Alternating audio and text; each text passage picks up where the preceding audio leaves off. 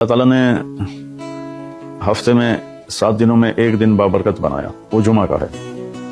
اللہ تعالیٰ نے قوم یہود سے کہا کہ میرے علم میں ایک دن ہے بہت برکت والا، وہ تم ڈھونڈو اور چن لو۔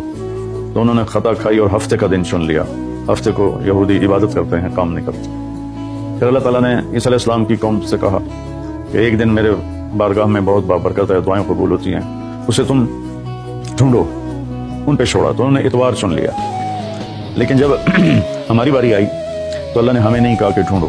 اللہ نے اپنے محبوب کی محبت میں جناب رسول اللہ صلی اللہ تعالیٰ علیہ وسلم کی توفیل اللہ تعالیٰ نے ہمیں خود بتا دیا کہ وہ جمعہ کی رات ہے اور جمعہ کا دن ہے۔ یہ سب سے بہترین دن ہے جمعہ کا، اور پورے سال کے لحاظ سے جمعہ کی رات سب سے بہترین رات ہے۔ خصوصی طور پر پھر شب قدر سب سے اعلیٰ ہو جاتی ہے، لیلۃ القدر سب سے اعلیٰ ہو جاتی ہے۔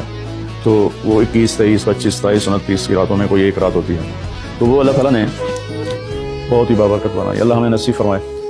تو جمعہ کا دن اللہ تعالیٰ نے پسند فرمایا، اس میں ایک گھڑی دعا کی قبولیت کی ہے، وہ چھپی ہوئی ہے۔ اس گھڑی میں جس خوش نصیب کو ہاتھ اٹھانے کی دولت مل جائے تو دعا فوراً قبول ہوتی ہے، وہ سیدھی عرشوں پر جاتی ہے۔ علماء نے اس میں تحقیق کی، ہر ایک نے اپنے اپنے خیال کے مطابق۔ بعضوں کے نزدیک جب امام خطبے کے لیے ممبر پہ آتا ہے تو وہ دعا کی قبولیت کا وقت ہے۔ بعضوں کے نزدیک جب دو خطبوں کے درمیان بیٹھتا ہے تو وہ وقت دعا کی قبولیت کا ہے، اور بعضوں کے نزدیک عصر سے مغرب کے درمیان کوئی بھی گھڑی اللہ کی بارگاہ میں دعا کی قبولیت کی ہوتی ہے۔ تو جمعہ کی نماز کو اللہ کے نبی نے بہت اہم قرار دیا، اور ارشاد میں بڑے دکھ کے ساتھ یہ حدیث بیان کر رہا ہوں۔ میرے نبی نے فرمایا جو 3 جمعے مسلسل چھوڑ دیتا ہے وہ میری ملت سے خارج ہو جاتا ہے، میری امت سے خارج ہو جاتا ہے۔ تو میں اپیل کروں گا ان بہن بھائیوں سے جو نماز میں سستی کرتے ہیں، کم از کم جمعہ ضرور پڑھ لیا کریں۔ عورتوں پہ جمعہ فرض نہیں ہے، مردوں پہ فرض ہے۔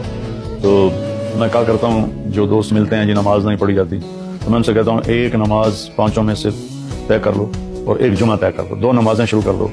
جس نے بھی اس پہ عمل کیا وہ 5 وقت کا نمازی بن گیا۔ تو جمعہ کی نماز کے بعد جمعہ سے جمعہ تک کے جتنے گناہ ہوتے ہیں وہ اللہ تعالیٰ معاف فرما دیتے ہیں۔